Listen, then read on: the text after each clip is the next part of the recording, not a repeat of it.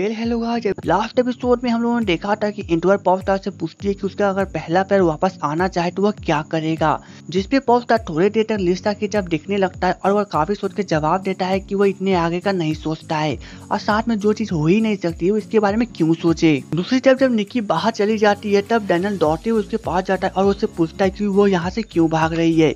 जिसपे निक्की जवाब देती है कि उसे पॉपस्टार से कोई मतलब नहीं है और साथ ही तुम अपने शो के लिए मेरे पीछे पड़े हुए हो। फिर नेक्स्ट सीन में हम लोग देखते हैं कि लिसा का फ्रेंड उससे पूछता है कि पॉपस्टार का पहला प्यार कौन हो सकती है। जिसपे लिसा कहती है कि उसे किसी भी इंसान के पास्ट लाइफ के बारे में जानने में कोई इंटरेस्ट नहीं है।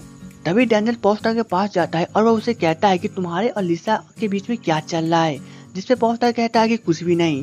तब डैनियल कहता है कि अगर वो लिसा के साथ कुछ भी करे तो तुम्हें शायद इससे कोई फर्क नहीं पड़ना चाहिए। और साथ में डैनियल गुस्सा में ये भी कहता है कि मैं तुमसे हर वो चीज छीन लेना चाहता हूँ जो तुम्हें पसंद है। रात में जब लिसा घर की ओर जा रही होती है तभी वहाँ पे वो क्रेजी फैन वापस चली आती है और वो उससे पूछती है कि तुमने मुझे पॉपस्टार से क्यों नहीं मिलाया। जिस पर लिसा गुस्से में कहती है कि पॉपस्टार के पास इतना फालतू टाइम नहीं है और वो अपने अपार्टमेंट की ओर जाने लगती है। जिसके बाद वो क्रेजी फैन उसके पीछे चली जाती है। रात में जब पॉपस्टार पेंट हाउस में वापस आता है तब लिसा चुपके से उसे बताने की कोशिश करती है कि यहाँ पे क्रेजी फैन है, लेकिन तभी वो क्रेजी फैन बाहर चली जाती है। पर उन दोनों में काफी ज्यादा कंफ्यूजन होता है कि ये कौन है। तब लिसा पॉपस्टार को अंदर ले जाती है जहाँ पे वो उसे इंट्रोड्यूस कराती है कि उससे क्रेजी फैन है जो कि काफी दिन से यहाँ पे रहती है। तब पॉपस्टार उसे समझाता है कि उसे घर छोड़ के नहीं भागना चाहिए, साथ ही उसे घर में ही रहना चाहिए। इधर डैनियल जो कि अपने पास्ट लाइफ को याद कर रहा होता है जहाँ पे वह निक्की को पसंद करता था, लेकिन निक्की पॉपस्टार को डेटिंग कर रही थी। अगले सुबह पॉपस्टार लिसा के पास वापस जाता है और वो उसे क्रेजी फैन को बताता है कि अभी हम लोग एक लॉन्ग ड्राइव पे जाने वाले हैं। जहाँ पे लॉन्ग ड्राइव पे जब वे लोग जा रहे होते हैं तभी से क्रेजी फैन पॉपस्टार को बताती है कि लिसा ने मुझे रात में कुछ अच्छे स्नैक खाने के लिए नहीं दिए हैं। जिसपे पॉपस्टार लिसा को स्नैक लाने के लिए बाहर भेज देता है। तभी वह क्रेजी फैन पॉपस्टार को बताती है कि लिसा जितनी दिखने में बुरी है वो उतनी ही अच्छी है। जिसके बाद जब लिसा कार में चली आती है तब वे लोग लॉन्ग ड्राइव पे जाते हैं और साथ ही पॉपस्टार अपने क्रेजी फैन को अपना नंबर भी देता है और उसे घर छोड़ने के लिए मना करता है और साथ में वो ये भी कहता है कि यह नंबर किसी और के साथ शेयर ना करे। उसके बाद पॉपस्टार लिसा को ड्राइविंग पे ले जाता है जहाँ पे वह लिसा से पूछता है कि वह सियोल को नहीं लगती है, उसका होम टाउन कहाँ पे है। तब लिसा उसे बता देती है कि वो डोंगजुन सिटी से है। उसके बाद लिसा कार में सो जाती है। जब वो सो के उठती है तब उसे पता चलता है कि पॉपस्टार कार को ड्राइविंग करते हुए वापस उसी के होम टाउन में ले आया है। जिसपे लिसा वो पूछती है कि वो यहाँ पे क्यों आया है। जिसपे पॉपस्टार कहता है कि वो काफी दिनों से अपने मॉम और डैड से नहीं मिली, इसलिए उसे मिल लेना चाहिए। लिसा को देखने के बाद उसकी मॉम लिसा की जब झाड़ू लेकर उसे पीटने लगती है, लेकिन जब पॉपस्टार उसे बचाने के उसे हक करता है उसी वक्त उसकी मॉम यह देखे कि कोई दूसरा आदमी लिसा को हक कर रहा है, इसलिए वो उसे पीटने लगती है। तब लिसा उसे बचाकर उसे समझाती है। उसके बाद वे लोग अंदर जाते हैं। अंदर जाने के बाद लिसा की मॉम पॉपस्टार को ताने मारने लगती है और कहती है कि वो दिखने में इतना भी स्मार्ट नहीं है, लेकिन न जाने क्यों लोग उसे इतना पसंद करते हैं। काफी बातें करने के बाद लिसा की मॉम पॉपस्टार को काफी अच्छे खाना देती है जहाँ पे वह काफी अच्छी तरह से ट्रीट करती है।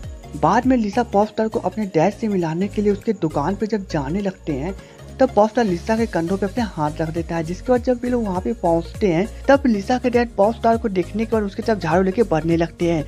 जिसके बाद लिसा उन्हें रोकने की काफी कोशिश करती है, लेकिन लिसा के डैड थोड़ी देर दो सांस लेती है और उसके बाद फिर से पीटने लगते हैं। जिसके बाद वहाँ के सभी लोग उन्हें शांत कराते हैं। बाद में वे लोग वहाँ पे बैठते हैं और तब लिसा के डैड पॉपस्टार को कहते हैं कि अगर वो अगली बार से उसकी बेटी को रुलाएगा तो वे पूरे टीवी स्टूडियो को जला देंगे। जब वे लोग घर पे जाने लगते हैं तब लिसा का डैड बताते हैं कि आज काफी ज्यादा रात हो गई है, इसलिए लिसा की मॉम उन्हें नहीं छोड़ेगी। इसलिए वे थोड़ा सा शराब में टल्ले होने का नाटक करते हैं और वे पॉपस्टार के कंधा पे बैठ जाते हैं।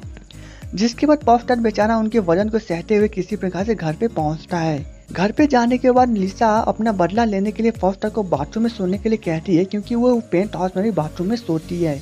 बाद में जब वे लोग थोड़ी देर के लिए घर से बाहर बैठे होते हैं तब पॉपस्टार सांप का वहाँ बहाना बनाता है और वो लिसा को पकड़ लेता है और उसे कहता है कि न जाने कब से लेकिन वो लिसा को लाइक करता है। इसके बाद वो लिसा को किस कर देता है।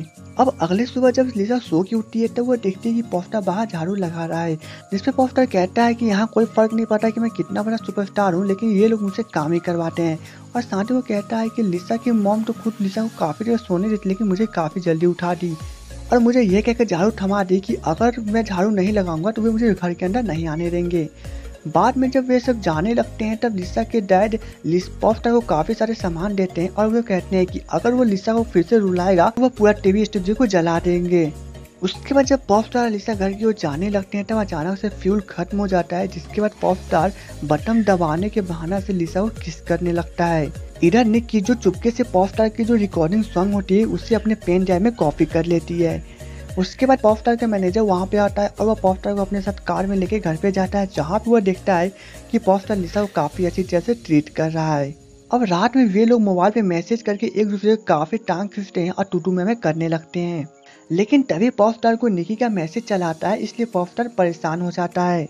अगली सुबह निक की डैनियल को एक नोटिस भिजवाती है जिसमें लिखा होता है कि वह डैनियल के एजेंसी के साथ अपना कॉन्टैक्ट खत्म करना चाहती है। लेकिन तभी डैनियल अपने एम्प्लॉयर को बताता है कि पॉप स्टार का एक सॉन्ग ऑनलाइन लीक हो गया है जिसमें निक्की ने गाया था। इधर जब लिसा सैम और मिनी के पास पहुंचती है तब वे लोग बताते हैं कि पॉप स्टार का जो गाना था वो लीक हो गया है और फैन बुरी तरह से लिसा को ट्रोल कर रहे हैं क्योंकि उन्हें लगता है लिसा ने इसे लीक किया है। जिसके बाद मिनी लिसा को बताती है कि उसे कुछ दिनों तक लोगों से छुप कर ही रहना चाहिए।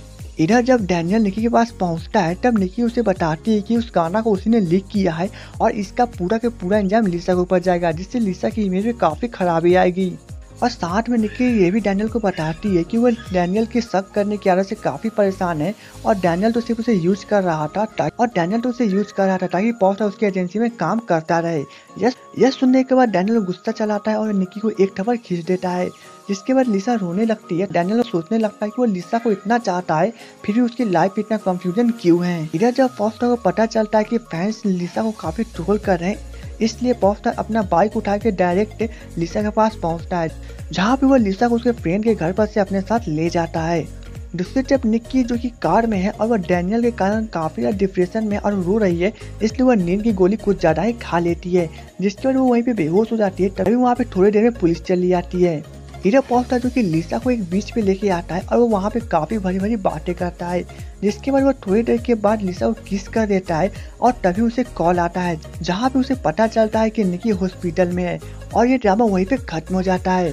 तो दोस्तों एपिसोड 10 की स्टोरी कंप्लीट हो चुकी है और प्लीज मेरे वीडियो को लाइक करते हैं और साथ ही सब्सक्राइब करना ना भूले, क्योंकि इससे मुझे मोटिवेशन मिलता है। तो चलिए दोस्तों मिलेंगे नेक्स्ट वीडियो में, तब तक के लिए good bye and take care.